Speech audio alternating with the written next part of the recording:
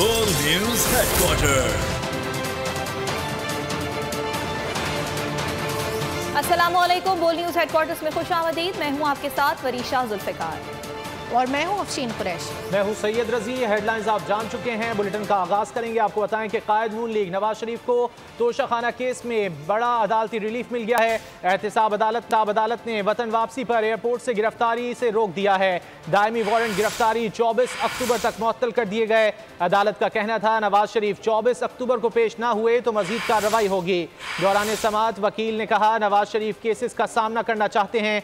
अदालत के रूबरू नैब प्रोसिक्यूटर ने भी वारंट मुअत्तली की हिमायत कर दी। कायद नून लीग नवाज शरीफ को तोशाखाना केस में बड़ा अदालती रिलीफ मिल गया है। एहतसाब अदालत ने वतन वापसी पर एयरपोर्ट से गिरफ्तारी से रोक दिया है। दायमी वारंट गिरफ्तारी 24 अक्टूबर तक के लिए मुअत्तल कर दिए गए हैं। अदालत का कहना था कि नवाज शरीफ 24 अक्टूबर को पेश ना हुए तो मजीद कार्रवाई होगी। दौरान समाअत वकील ने कहा कि नवाज शरीफ केसेस का सामना करना चाहते हैं। अदालत के रूबरू नैब प्रोसिक्यूटर ने भी वारंट मुअत्तली की हिमायत कर दी है। मुस्लिम लीग नून के कायद नवाज शरीफ को तोशाखाना केस में बड़ा अदालती रिलीफ मिल गया है। मजीद जान लेते हैं एहतिशाम अली अब्बासी से। एहतिशाम, क्या तफसीलात हैं, क्या कहा गया है एहतसाब अदालत की जानिब से? अदब में एहतसाब अदालत में मौजूद हूँ। आज मोहम्मद मियां नवाज शरीफ को एहतसाब अदालत से बड़ा रिलीफ मिल गया।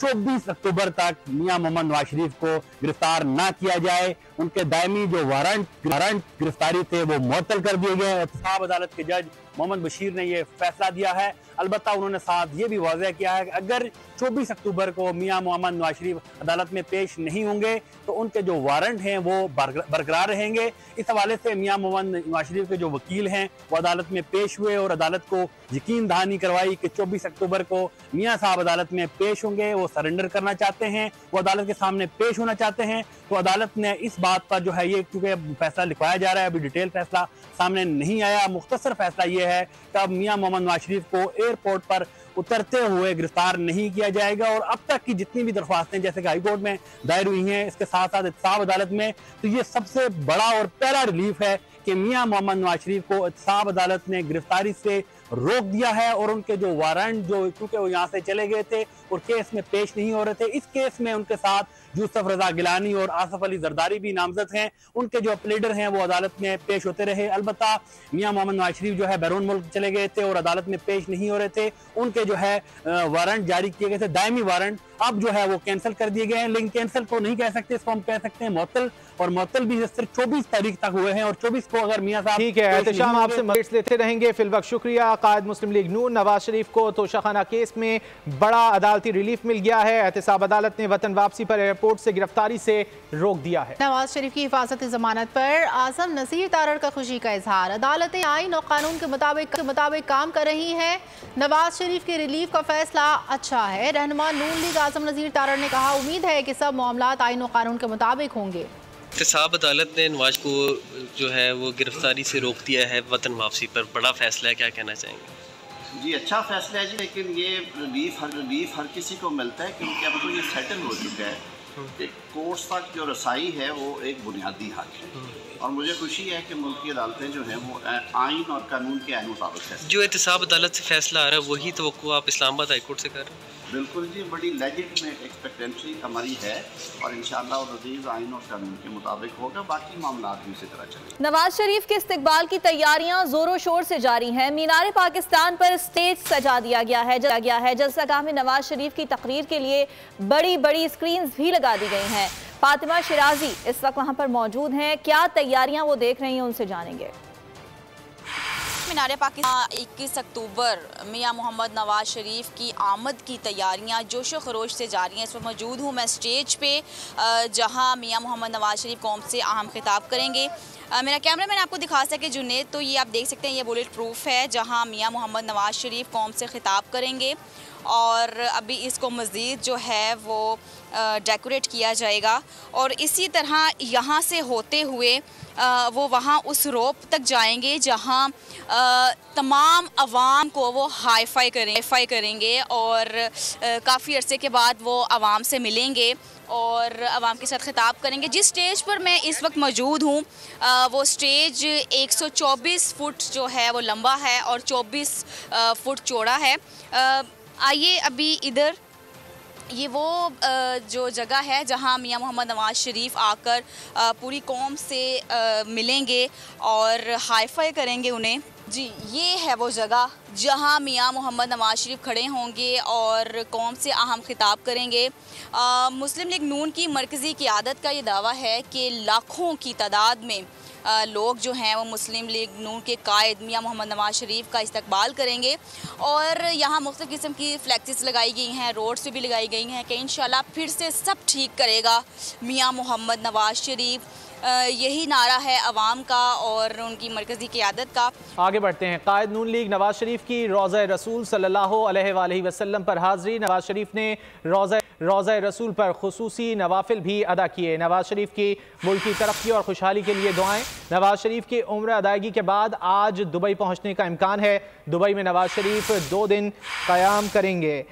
तफसीलात जान लेते हैं बोल न्यूज़ के नुमाइंदे अखलाक बाजवा से। अखलाक बाजवा, क्या तफसीलात हैं? अखलाक बाजवा से रब्ता करने की कोशिश कर रहे हैं। कायद नून लीग नवाज शरीफ ने रोज़ा रसूल सल्लल्लाहु अलैहि वसल्लम पर हाज़री दी है और उम्रे की अदायगी के बाद आज वो उनके दुबई पहुंचने का इम्कान है। तफसीलात जान लेते हैं अखलाक बाजवा से। अखलाक बाजवा, बताइए। गालिबन हमारी आवाज़ नहीं पहुंच पा रही है अखलाक बाजवा तक। नवाज शरीफ उम्रा अदा करेंगे, उसके बाद आज उनके दुबई पहुंचने का इम्कान जाहिर किया जा रहा है। दुबई में नवाज शरीफ का 2 दिन क़याम मुतवक्के है। अखलाक, आवाज़ आ रही?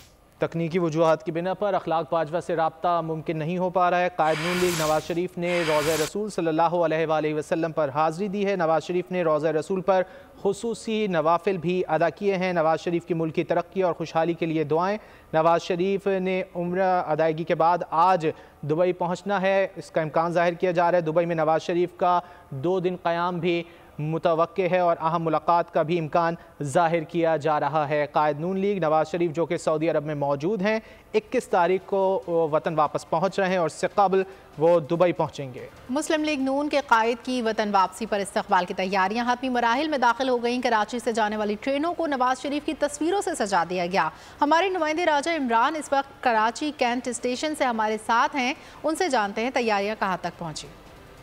बिल्कुल, इस वक्त मैं कैंट स्टेशन पर मौजूद हूँ और अगर बात की जाए मुस्लिम लीग नून की और उनके इस्तकबाल के हवाले से तैयारियों की, तो वो बिल्कुल हतमी मराइल में जो है वो दाखिल हो चुकी हैं। इस वक्त मैं कैंट स्टेशन पर मौजूद हूँ। यहाँ से 2 ट्रेनें जो हैं वो यहाँ से लाहौर के लिए जाएंगी और दोनों ट्रेनों के हवाले से ये बताया गया है कि तमाम बुकिंग हो चुकी है और इससे भी ज़्यादा लोग हैं। सबसे पहले कैमरामैन अगर मोहम्मद अली दिखा सकें, मेरे अकब में ये जो ट्रेन है इस पर बाकायदा तौर पर नवाज शरीफ के बड़े बड़े पोस्टर जो है वो लगाए गए हैं, उनकी तस्वीरें आवेज़ा की गई हैं और यहाँ पर कुछ नारे भी जो है वो दर्ज किए गए हैं जिसमें ये लिखा है कि फिर से मुल्क की खुशहाली बनेगा नवाज शरीफ और दीगर नारों में खुश आमदीद के जो है बैनर्स भी लगाए गए हैं। एक ट्रेन जो है वो सिटी स्टेशन से जो है कल 11 बजे जो है रवाना होगी, जबकि दूसरी ट्रेन आज हैदराबाद चली जाएगी और हैदराबाद से फिर वो रवाना होगी। नवाज शरीफ की आमद के हवाले से जो वतन वापसी का उनका वापसी है तकरीबन 3.5 साल के बाद, उसके बाद जो है कारकुनान का यही कहना है कि एक जो है आलीशान किस्म का इस्तकबाल किया जाएगा और सिंध इस दफ़ा सरप्राइज़ देगा और अवाम का एक बड़ा मजमा जो है वो लेकर लाहौर में दाखिल। शुक्रिया, आप हमें अपडेट कर रहे थे। निहत्ते फ़लस्तीनियों के खिलाफ इजराइल की दहशतगर्दी थम ना सकी। सेहूनी फ़ौज ने फ़लस्तीन में अस्पतालों और स्कूलों को निशाने पर रख लिया। गजा पर अस्पताल को निशाना बनाने के बाद अल कुद्स में भी अस्पताल के अतराफ बमबारी कर दी गई। जवालिया कैंप, रफा और मगरिबी किनारे में रिहायशी इलाकों और पनाहगुज़ीन कैंप्स को निशाना बनाया गया। खान यूनुस में स्कूल को भी ना छोड़ा गया। 24 घंटे में 678 अफराद शहीद हो गए। शहदा की मजमूई तादाद 3,500 तक जा पहुंची है। 13,000 से ज़ायद फ़लस्तीनी ज़ख्मी हुए। फ़लस्तीनी वज़ारत सेहत ने गजा अस्पताल में 471 शहादतों और 324 के ज़ख्मी होने की तस्दीक कर दी। इजराइल ने जनूबी लेबनान में हिजबुल्लाह के ठिकानों पर नए हमले का दावा कर दिया। इजरायली फौज की दरिंदगी में कमी ना आ सकी। निहत्ते फ़लस्तीनियों पर एक बार फिर बारूद बरसा दिया गया। इजरायली फ़ज़ाइया फिजाइया ने गजा के जबालिया पनाह गुज़ीन कैंप में 2 घरों को निशाना बनाया। एक वाक़े में 27, दूसरे में एक ही खानदान के 13 अफराद शहीद हो गए। 12 अफराद को गजा की बंदरगाह के करीब निशाना बनाया गया। मुसाहिरत में मस्जिद पर बमबारी से खवातीन और बच्चों समेत दर्जनों अफराद शहीद और जख्मी हुए। दीर अल-बलाह में घर पर बमबारी से 10 अफराद जामे शहादत नोश कर गए। मगरबी गजा में हिलाल अहमर के हेडक्वार्टर और अल-कुद्स अस्पताल के करीब 30 मिनट बमबारी की गई। अल-शिफा अस्पताल के नवाही इलाके को भी बमबारी का निशाना बनाया गया। अल-बकरी हाउस पर हमले में एक ही खानदान के 7 अफराद शहीद हुए। अल-जैतून में घर पर 20 बम बरसाए गए। रामल्लाह, रफा और अल-बरी शहरों में भी रिहायशी इलाकों पर बारूद बरसाए गए। इजरायली फौज ने मकबूजा मगरबी किनारे के मुतादिद इलाकों पर धावा बोल दिया। फौज ने हमास के मुश्तबा अरकान की गिरफ्तारी का दावा भी कर दिया। अहम मुजाहमती कमांडर को शहीद किए जाने का दावा किया। मगरबी किनारे में इजरायली फौज ने गैर मुसल्लह नौजवान और उसके वालिद को गोली मार दी। अक़वाम मुत्तहिदा ने गजा में 10 लाख अफराद के बेघर होने की तस्दीक कर दी। बमबारी में 4,500 रिहायशी इमारतें, 12,000 घर तबाह हो गए। इसराइल ने जुनूबी लेबनान में हिजबुल्लाह के ठिकानों पर नए हमलों का दावा कर दिया। फिजाइया की लेबनान में 2 मुकामात पर बमबारी से कई अफराद जख्मी हो गए। फौज के मुताबिक इलाके से शुमाल मगरबी इसराइल पर एंटी टैंक मिसाइल दागे गए थे। अमरीका हटधर्मी से बाज न आया। सलामती कौंसिल में गजा में इंसानी बुनियादों पर जंगबंदी की करारदाद वीटो कर दी। ब्राज़ील की करारदाद में हमास के हमलों की भी मजम्मत की गई और कहा गया कि तमाम यरगमालियों को फौरी रिहा किया जाए और तमाम फरीक़ैन बैनुल अक़वामी कानून के तहत अपनी जिम्मेदारियों की तामील करें। अमरीका की हटधर्मी, गजा जंगबंदी की करारदाद वीटो। अमरीका ने अक़वाम मुत्तहिदा की सलामती कौंसिल की करारदाद के उस मुसव्वदे को वीटो कर दिया है जिसमें गजा में इंसानी बुनियादों पर जंगबंदी का मुतालबा किया गया था। सलामती कौंसिल के 15 में से 12 अरकान ने करारदाद के हक में वोट दिया। रूस और बरतानिया ने हिस्सा नहीं लिया। अमरीकी सफीर ने कहा है कि इस करारदाद के मतन में इजराइल के अपने दिफा के हक का जिक्र नहीं किया गया। रूस ने करारदाद के मतन में गजा के अल अहली अस्पताल पर होने वाले बम हमले को भी शामिल करने का मुतालबा किया था। अमरीका इजराइल फलस्तीन तनाज़े में दर्जनों बार अपने वीटो का इस्तेमाल कर चुका है। तर्जुमान दफ्तर खारजा मुमताज आरा बलोच ने गजा के अस्पताल पर इजरायली हमले को आलमी कवानीन की संगीन खिलाफ वर्जी करार दे दिया। हफ्तावार प्रेस कॉन्फ्रेंस में उनका कहना था कि गजा की सूरत हाल पर गहरी तशवीश है। गजा का मुहासरा ख़त्म किया जाए। हमारा मुतालबा है कि आज़ाद खुद मुख्तार फ़लस्तीनी रियासत का क़याम अमल में लाया जाए। उन्होंने बताया कि पाकिस्तान ने इमदादी सामान से भरा तैयारा गजा के लिए रवाना कर दिया है। Particularly the recent attack on a Gaza hospital. Israel's actions violate international humanitarian and human rights law. Deliberate attacks against civilian targets constitute war crimes and crimes against humanity. We call for an immediate ceasefire, an end to the siege of Gaza, and the facilitation of humanitarian corridors for unrestricted relief supplies. America में वहशी Israel के खिलाफ एहतजाज की आग भड़क उठी। मुजाहिरीन ने Capitol Hill को घेर लिया, इमारत के अंदर दाखिल हो गए। लोगों ने गजा में जंगबंदी का मुतालबा कर दिया। पुलिस ने मुतादिद मुजाहिरीन को गिरफ्तार कर लिया।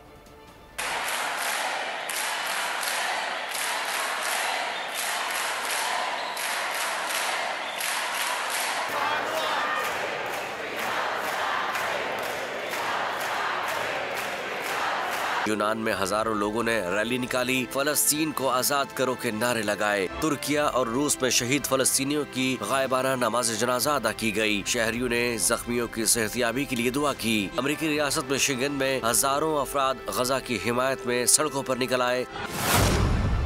लंदन में भी फ्री फलस्तीन के नारे गूंज उठे। स्पेन के दारुल हुकूमत मैड्रिड और बार्सिलोना में भी लोगों ने मजलूमों से यकजहती का इजहार किया। अमरीकी महकमा खारजा के सियासी और फौजी उमूर के डायरेक्टर ने इजराइल की फौजी इमदाद पर एहतजाजन इस्तीफा दे दिया। सोशल मीडिया पर जारी इस्तीफे में डायरेक्टर जोश पॉल ने कहा कि इजराइल को मोहलिक फौजी इमदाद तसलसल से जारी है और वो अमरीका की इन गलत नहीं बनना चाहते जो माजी से जारी हैं। उनका ये भी कहना था कि इंसानी हुकूक की खिलाफ वर्जियाँ कोई भी करे, हमें इसके खिलाफ आवाज़ उठानी चाहिए। गजा में शोहदा की तादाद तेजी से बढ़ रही है। इसराइल बमबारी से जान गंवाने वाला हर तीसरा फर्द बच्चा है। आलमी बरादरी समेत मुस्लिम ममालिक भी इसराइली मजालिम के खिलाफ मजम्मतों से आगे ना बढ़ सके। अब तक 1300 से ज्यादा बच्चे इसराइली सफाकी का शिकार होकर दुनिया से रुखसत हो चुके हैं। गजा में मासूम बच्चों का नहीं इंसानियत का जनाजा उठ गया। कांपते खौफजदा बच्चे रब के हुजूर शिकायतें लेकर पहुंच रहे हैं। आलमी ज़मीर के साथ मुस्लिम ममालिक भी इसराइली कत्लेआम पर मुज़म्मतों से आगे न बढ़ सके। अब तो फलस्तीनी बच्चे भी बोल पड़े हैं। मुज़म्मतों और करारदादों की नहीं, जिंदा रहने के हक की जरूरत है। 12 रोज जंग में वालिदैन ने जिंदगी का सरमाया लुटा दिया। औलाद के जनाजों पर रोने वालों के आंसू खुश्क हो गए। मासूम बच्चे नहीं, गजा में इंसानियत लर्जा बरांदाम है। जख्मी हर दम तोड़ते बच्चे की आंखें आलमी बरादरी से सवाल कर रही हैं, बोलते क्यों नहीं? मेरे हक में आबले पड़ गए हैं, जुबां में क्या? आलमी बरादरी इसराइल को लगाम ना डाल सकी। बहरान के हल के लिए सिफारती कोशिशें और राब्ते तेज कर दिए गए। इसराइल ने रफा बॉर्डर से इमदादी सामान की रसाई की इजाज़त दे दी। 20 इमदादी ट्रक जुमे को जनूबी गाजा रवाना किए जाएंगे। अमरीकी सदर जो बाइडन इसराइल को क्लीन चिट देकर चलते बने। तुर्किया के सदर रजब तैयब उर्दवान बोले, मगरिब आग पर तेल छिड़कने के सिवा कुछ नहीं कर रहा। अक़वाम मुत्तहिदा इसराइल को लगाम डालने में नाकाम। मुसम्मतों, मुतालबात और राब्तों का ताहाल कोई नतीजा न निकल सका। अमरीकी सदर बाइडन इसराइल को क्लीन चिट देकर चलते बने। वैशी इसराइलियों को हर मुमकिन इमदाद देने का यकीन भी दिला दिया। इसराइल ने रफा बॉर्डर से इमदादी सामान की रसाई की इजाज़त दे दी। 20 इमदादी ट्रक जुम्मे को जनूबी गजा रवाना किए जाएंगे। जो बाइडन के मुताबिक आमदोरफ्त के लिए सड़क की मरम्मत की जरूरत है। तुर्किया के सदर तैयब उर्दवान मगरिब के जानिबदाराना रवैये पर बरस पड़े। कहा, मगरिब आग पर तेल छिड़कने के सिवा कुछ नहीं कर रहा। सलामती कौंसिल भी जिम्मेदारी निभाने में नाकाम रही। से बीजिंग में मिस्र के वज़ीर आज़म की मुलाकात। चीन ने मशरिक़ी वस्ता में इस्तेहकाम के लिए मिस्र के साथ मिलकर काम की ख्वाहिश का इज़हार कर दिया। ऑस्ट्रेलिया ने अपने शहरियों को लबनान का सफर न करने का कह दिया। इजराइल ने गजा के जंग में तमाम आलमी कवानीन की धज्जियां उड़ा दी। दुनिया के तीसरे गुंजान तरीन इलाके में सफ़ेद फॉस्फोरस बमों का इस्तेमाल किया जा रहा है। इजराइल फॉस्फोरस बम के जरिए ज़्यादा से ज़्यादा फ़लस्तीनियों का कत्लेआम करना चाहता है। इजराइल जंगी जराइम का आदी मुजरिम। गजा के गुंजान आबाद इलाके में सफेद फास्फोरस बमों का इस्तेमाल नस्ल कुशी का आला बन गया। इजराइल आलमी कवानीन को रौंदते हुए गजा पर फास्फोरस बम बरसा रहा है। सफेद फास्फोरस एक मोम से मिलता जुलता केमिकल होता है। जैसे ही ये केमिकल ऑक्सीजन के राब्ते में आता है, जल उठता है। जान लेने के साथ सफेद फास्फोरस के जख्म इंतहाई अजियतनाक होते हैं। सफेद फास्फोरस से लगने वाली चोटें ठीक नहीं होती। जिस्म का 10% हिस्सा जलने पर भी ये जानलेवा हो सकता है। गजा जहां की निस्फ आबादी बच्चों पर मुश्तमिल है, सफेद फास्फोरस बच्चों के फेफड़ों को नाकारा बनाने में इंतहाई खतरनाक है। अगर बच्चे सफेद फास्फोरस से बच भी जाएं तो सारी जिंदगी सांस के अमराज का शिकार हो जाते हैं। ह्यूमन राइट्स वॉच ने गजा और लबनान में इसराइली फौज की जानिब से सफेद फास्फोरस बमों के इस्तेमाल की तस्दीक कर दी, लेकिन अक़वाम मुत्तहिदा हो या OIC, दहशतगर्द रियासत इसराइल किसी की नहीं सुन रही। मैं फ़लस्तीनी हूँ, मैं अपने हक के लिए लड़ रही हूँ। मुस्लिम दुनिया बस मजम्मती बयान जारी करे जिसकी फ़लस्तीन को कोई ज़रूरत नहीं। गजा की जख्मों से चूर कमज़ोर और नातवा बच्ची ने इस्लामी ममालिक के मुंह पर ज़ोरदार थप्पड़ रसीद किया है, जिसे महसूस करने के लिए एक गैरतमंद दिल और दिमाग की ज़रूरत है। दुनिया को आज़ादी इज़हार राय का दर्स देने वाले अमरीका में फ़लस्तीन के हक़ में बोलना जुर्म बन गया है।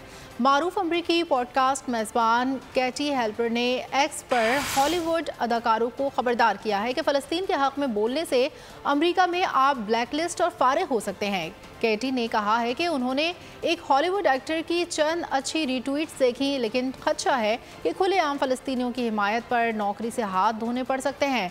अमरीका में फ़लस्तीन की हिमायत शजर ममनुआ बन चुकी है।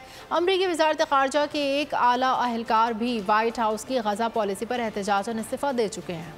और गजा पर इजरायली जारियत से कौमी क्रिकेट टीम के खिलाड़ी भी गमज़दा हैं। पाकिस्तानी क्रिकेट टीम के खिलाड़ियों ने मजलूम फ़लस्तीनियों से इज़हार यकजहती करते हुए अपने ट्विटर अकाउंट्स पर फ़लस्तीनी झंडे लगा दिए। शादाब खान, हारिस रऊफ, उसामा मीर और मोहम्मद नवाज ने फ़लस्तीनी झंडे अपने ट्विटर अकाउंट्स पर लगाकर फ़लस्तीनियों से अपनी मोहब्बत का इजहार किया। बड़ी खुशखबरी, अहम खबर शामिल करेंगे। नवाज शरीफ का जमानत मंजूरी के बाद इस्लामाबाद आने का प्लान तब्दील हो गया है। जराये का बताना है कि नून लीग के कायद नवाज शरीफ 21 अक्टूबर को लाहौर पहुंचेंगे। तफसीलात जान लेते हैं बोल न्यूज़ के नुमाइंदे फाहद चौधरी से। फाहद, क्या तफसीलात हैं? पहले इस्लामाबाद की इत्तलात थी, अब लाहौर पहुंचेंगे नवाज शरीफ?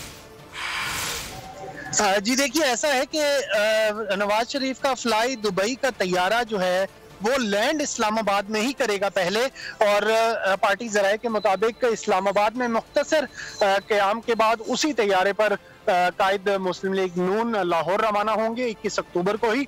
और चूंकि अब इस्लामाबाद हाई कोर्ट से 24 अक्टूबर तक जो है उनकी हिफाजती जमानत मंजूर हो चुकी है और उनकी गिरफ्तारी ना करने की हिदायत की गई है अदालत की जानिब से, तो अब जो है मियां नवाज शरीफ इस्लामाबाद में मुख्तसर क़याम के बाद 21 अक्टूबर को ही लाहौर पहुंचेंगे। और लाहौर एयरपोर्ट से ज़राए का कहना है कि वो हेलीकॉप्टर के जरिए मीनार पाकिस्तान जलसे में शिरकत के लिए रवाना होंगे। और इस हवाले से आजम नज़ीर तारड़ जो कि साबिक वजीर कानून है, उन्होंने भी तस्दीक की है कि इस नवाज शरीफ का तैयारा लैंड इस्लामाबाद में ही करेगा, लेकिन इधर मुख्तसर क़याम के बाद वो उसी रोज लाहौर रवाना हो जाएंगे। और अगर हिफाजती जमानत जो है वो मंजूर ना होती तो फिर जो है इरादा ये था कि इस्लामाबाद लैंड करके मियां नवाज शरीफ बराह रास्त इस्लामाबाद हाई कोर्ट पहुंचते। इस्लामाबाद में नवाज शरीफ मुख्तसर क़याम के बाद लाहौर के लिए रवाना होंगे। 21 अक्टूबर को कायद मुस्लिम लीग नून नवाज शरीफ पाकिस्तान पहुंच रहे हैं। फहद चौधरी, आपने अपडेट किया, आपका शुक्रिया। रूस से सस्ते तेल की खरीदारी में अहम पेशरफ। रूस के साथ पाकिस्तान ने तवीलुल मुद्दती तेल खरीदारी का मुआहिदा कर लिया। ज़राए के मुताबिक कमर्शियल बुनियाद के मुआहिदे पर लोकल रिफाइनरीज बराह रास्त तेल खरीदेंगी। रूस से कमर्शियल मुआहिदे का पहला कार्गो दिसंबर में पाकिस्तान पहुंचेगा। पहला कार्गो जहाज 1 लाख मेट्रिक टन खाम तेल पर मुश्तमिल होगा। रूसी तेल की कीमत $60 फी बैरल होगी।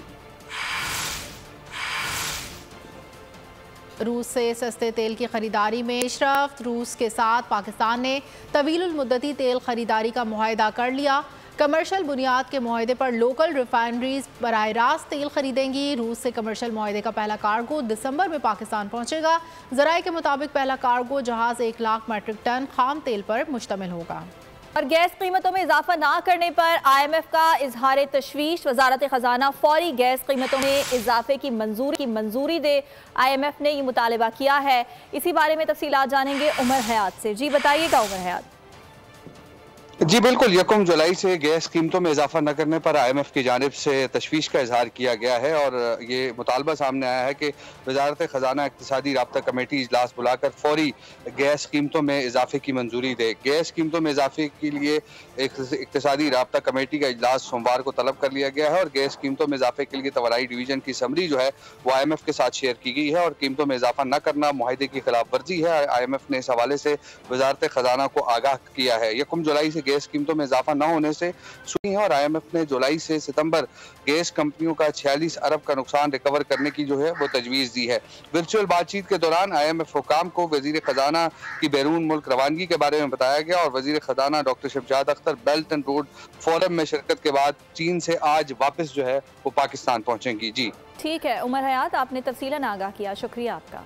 एक और आम खबर दें आपको, डॉलर की कदर में नुमाया कमी। ओपन मार्केट में डॉलर 2 रुपये सस्ता हो गया है। ओपन मार्केट में डॉलर 279 रुपये पर आ गया है। इंटरबैंक में डॉलर 2 रुपये 29 पैसे कम होकर 278 रुपये पर ट्रेड कर रहा है। डॉलर की कदर में नुमाया कमी देखी जा रही है। ओपन मार्केट में डॉलर 2 रुपये सस्ता हो गया है। ओपन मार्केट में डॉलर 279 रुपये पर आ गया है। इंटरबैंक में डॉलर 2 रुपये 59 हो गया है और इस वक्त इंटरबैंक में डॉलर 278 रुपये में ट्रेड कर रहा है। डॉलर की कदर में नुमाया कमी देखी जा रही है। गुज़िश्ता रोज़ डॉलर की कदर में इजाफा देखा गया था, आज एक बार फिर नुमाया कमी देखी जा रही है। ओपन मार्केट में डॉलर 2 रुपये सस्ता हो गया है।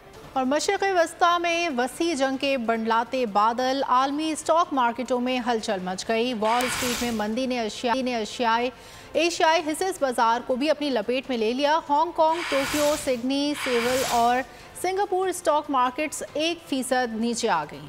इसराइल हमास तनाज़े के असरात। मशरिक़ वस्ता में जंग फैलने के खदशात ने आलमी स्टॉक मार्केटों में हलचल मचा दी। वॉल स्ट्रीट 1% नीचे आ गई। तीनों अहम इशारियाजात सुर्ख रंग में ख़त्म हुए। डाउ जोन्स इंडस्ट्रियल भी 1% कम रही। नेस्डैक 1.6% नीचे आ गई।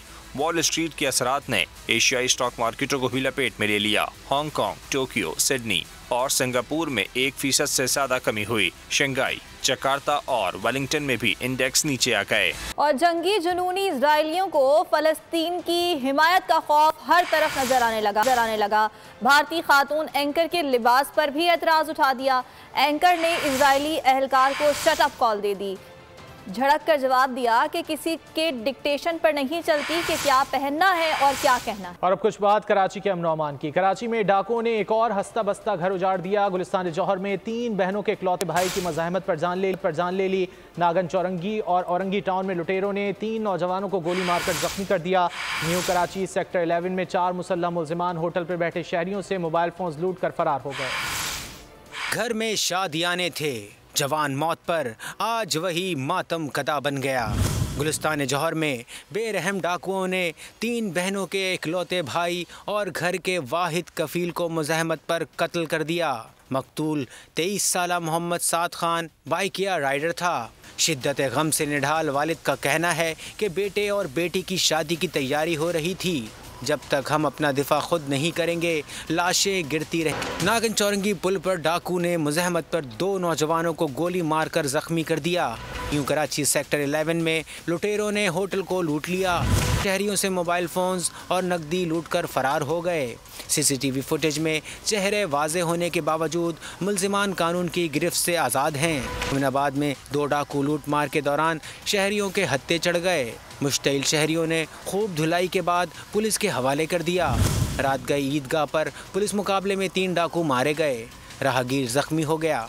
मुल्जिमान के खिलाफ मुकदमा दर्ज थे। शनाख्त मोहम्मद हनीफ, हसन बाबू और अब्दुल खालिक के नामों से हुई है। और अब खेलों की खबरों में आपको बताएंगे पाकिस्तान और ऑस्ट्रेलिया के दरमियान वर्ल्ड कप का अहम मैच कल हो रहा है। बेंगलुरु में पाकिस्तान क्रिकेट टीम की नेट प्रैक्टिस आज भी जारी रहेगी। गुज़िश्ता रोज़ टीम ने बड़े मैच की तैयारी की। बैटिंग और बॉलिंग पर खुसूसी तवज्जो के साथ नेट प्रैक्टिस भी की। बेंगलुरु में बड़े मैच की तैयारी। पाकिस्तान और ऑस्ट्रेलिया कल टकराएंगे।